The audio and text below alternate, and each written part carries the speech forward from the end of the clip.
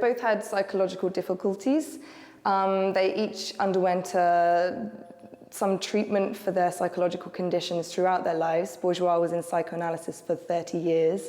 Kusama also had a diagnosis of hallucinosis.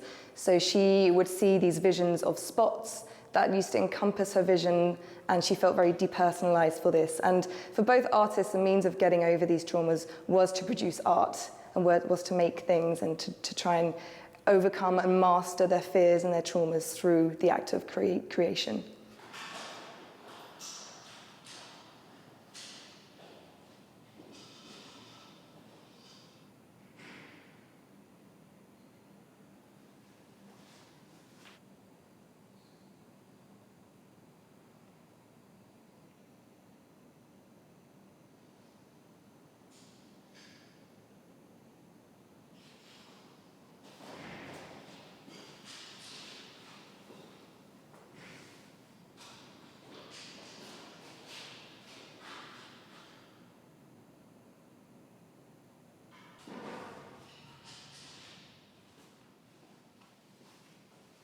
Bourgeois moved to New York in 1938, and Kusama would move 20 years later in 1958. So 20 years apart, but it had an incredible impact on their work, and they both sort of responded to the idea of being exiled from their homeland and how they dealt with that trauma. But then exile also comes into play with the art worlds that they were entering. So as female artists working in New York, it was very prevalent that they were in these very male-dominated art worlds, and they were each trying to break into the very sort of machismic art worlds that sort of excluded them and saw them as outsiders.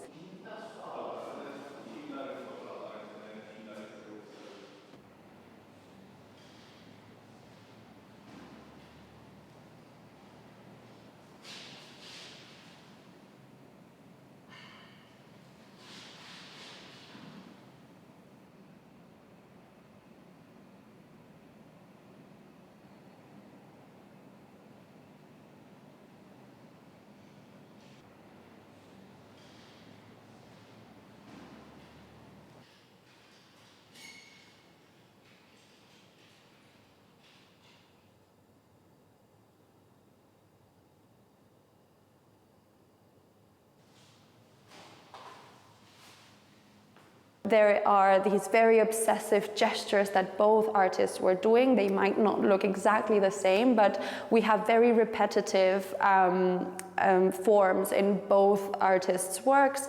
We have these kind of protrusions and these phallic forms that come throughout their oeuvre.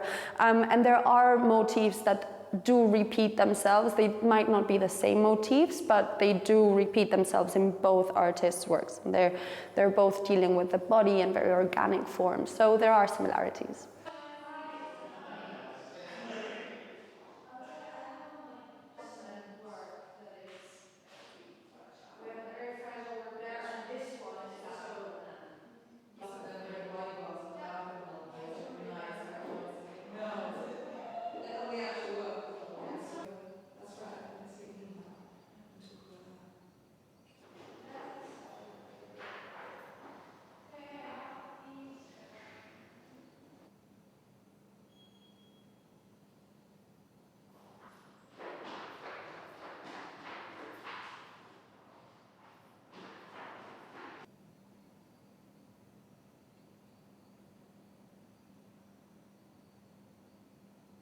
They were important artists in their own right, but they are very important woman artists, and that is something that is interesting to remind ourselves of. They are dealing with what it is to be a woman artist, but they are dealing with what it is to be a woman in general, in the 30s and 40s especially, and then the 50s and 60s for both at different times.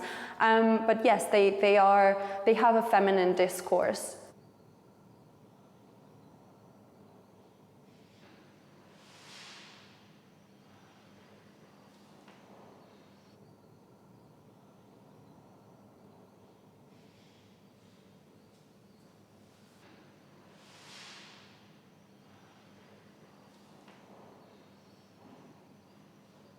For them, coming to sort of maturity during the 1950s, 60s, 70s, they really were underappreciated at the time. Their male counterparts had all of this international acclaim, but for both of the artists Bourgeois and Kusama, it came very late.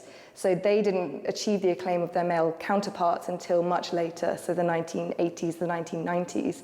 So I think it's just a general reevaluation of the bias of art history and the divide between male and female that we see coming to light now in the art historical dialogue.